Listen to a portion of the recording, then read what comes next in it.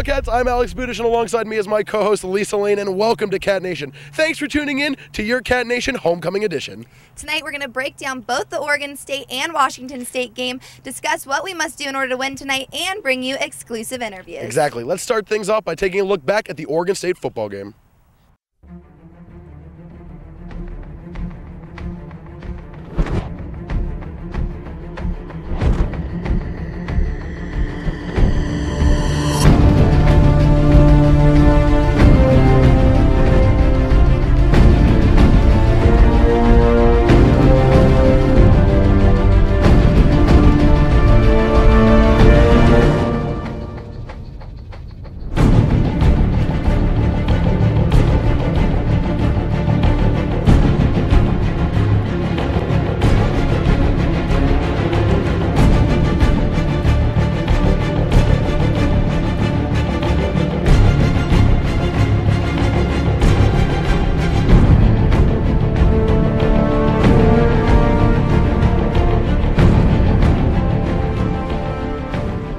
Well, let's move right along. Let's check out some of our exclusive interviews we got after practice.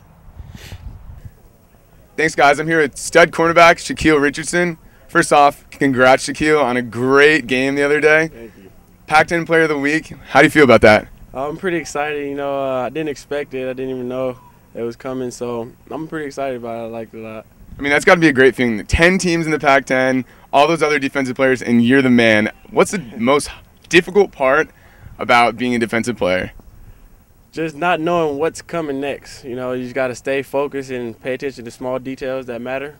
If you pay attention to the small details, then you'll be good.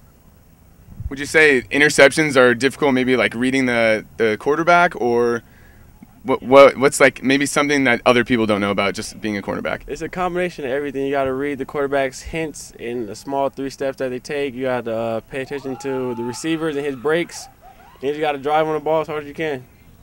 And if you could compare yourself to an NFL player, who would it be? Like a Darrell Revis or a Champ Bailey? I would hope to be like a Charles Woodson. Charles Woodson. Oh, yeah.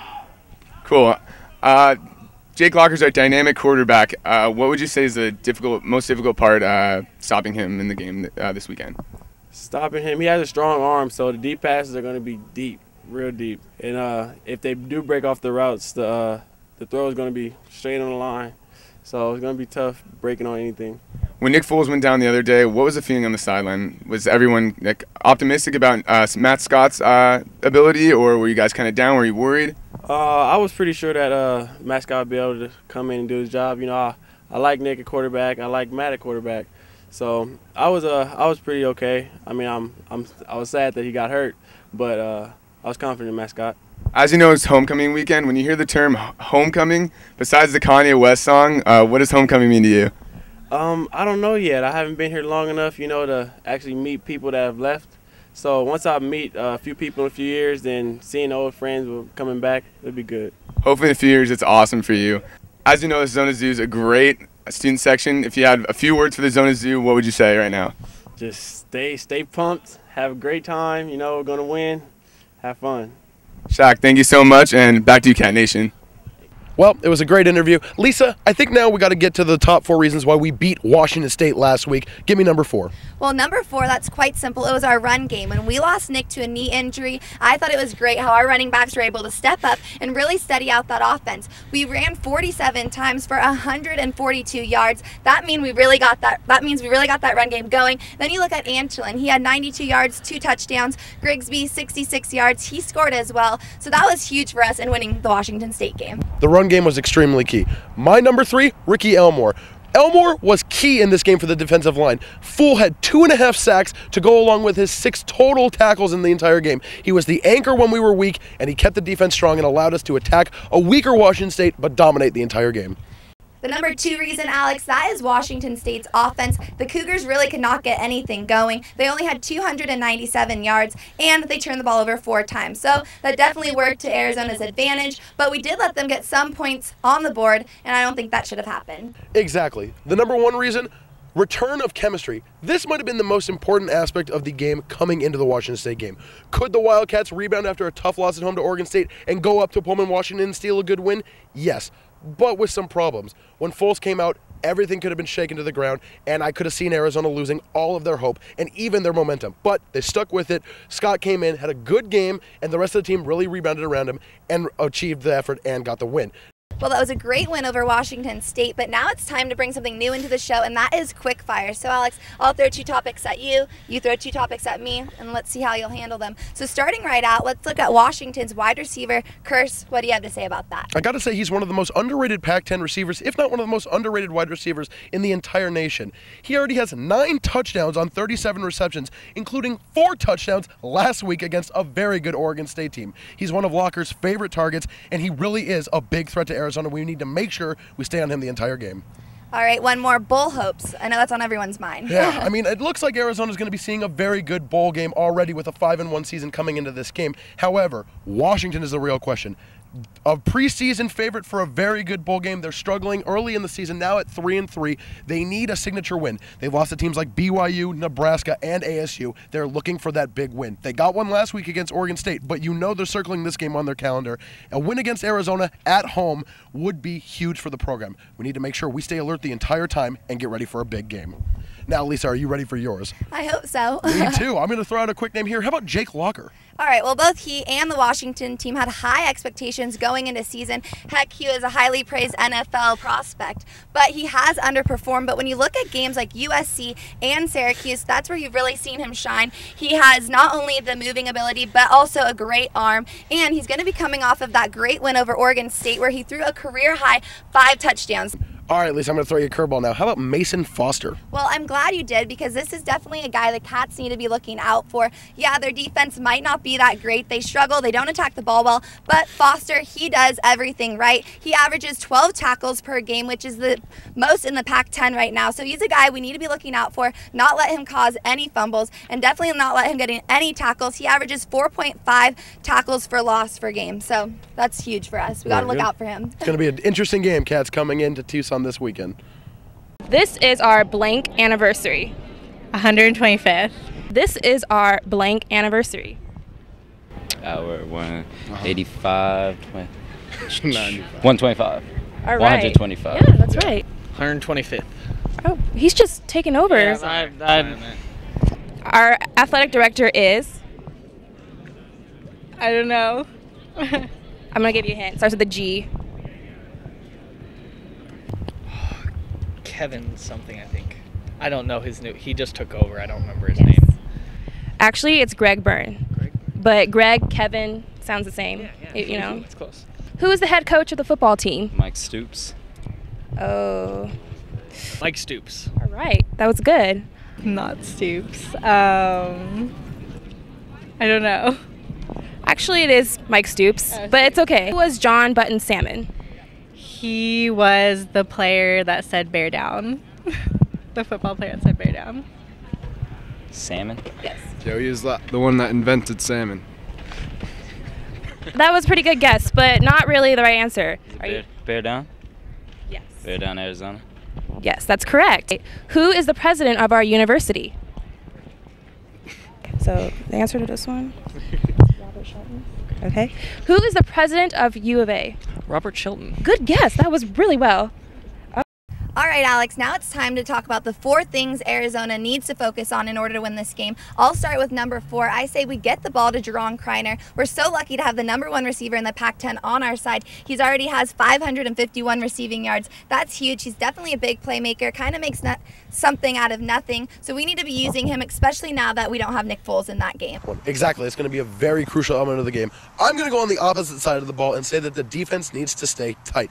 We can't allow a lax attack like we did 2 weeks ago against Cats and even last week against Tool. It's going to be very crucial to attack Jake Locker early. Don't let him get those deep bomb passes out and attack the run game. Get a solid lid on that run game, and the deep bomb pass should pull out a win. And like I said before, corners, stay tight on those wide receivers. Well, number 3, I'm going to say penalties. I feel like every game we're seeing those yellow flags flying all over the place, and it's really going to catch up to our team. So let's avoid those, because on the offensive side, when that happens, it's really limiting our playbook. When the defense does that, that just keeps them out there longer, gets them tired faster. So let's keep those yellow flags off the field. Exactly. And number 1, maybe the most crucial part of this game, offense. Mix it up a little bit. I know we've been trying a little bit more experimenting in the past with the deep ball early, but don't afraid to attack right away against a weaker Washington defense. Get everyone involved early. Get those tight ends involved. Get Antolin ready. Get Grigsby running. And don't be afraid to, like you said, throw the deep ball to Kreiner. Do all that. I know it sounds easy, and you should pull out a nice homecoming win. That is exactly right. Well, speaking of homecoming and all the wins, we caught up with a few more players, asked them about the excitement. I say we check it out. Hey guys, Lisa Lane here, hanging out with David Douglas. So it is homecoming week this week. Do you ever get to go and enjoy some of the traditions like the bonfire at Old Main? Yeah, I know a few of the guys get to go do that, and it's fun. You have former players, just graduates that have played for the team, and just overall just people that have gone to school that come visit. So it's fun. It's a good atmosphere. All right, now early on in your career, you were playing more as a slot receiver, and now it seems you're getting a lot of snaps as a wide receiver. Do you have a preference, and how do you think that's changed your role for the team? Yeah, this year I moved out to outside, and you know I like it out there. It's more of a different situation in the fact that you're dealing with more one-on-one coverage with the cornerbacks, and when you're playing inside, you're kind of reading out coverages like where to sit, and so you know it's kind of just more you got to go out and make plays out there, and you know I enjoy it, but you know any position's fun. Any position you're catching the ball, and all the receivers get balls in this offense. So, you know, it's a fun offense to play wherever you're playing at. Last game you had 1 reception, but in weeks prior you were getting 4 to 7. Was that part of the game plan, or it just kind of happened that way? Last week, after my catch, I got a deep thigh bruise, so it kind of limited. I don't think I went in all in the 4th, and it just kind of limited through the 2nd and 3rd. So, you know, we had a game plan to go in and pound it, and, you know, we got great backs, and, you know, some weeks it's just like that.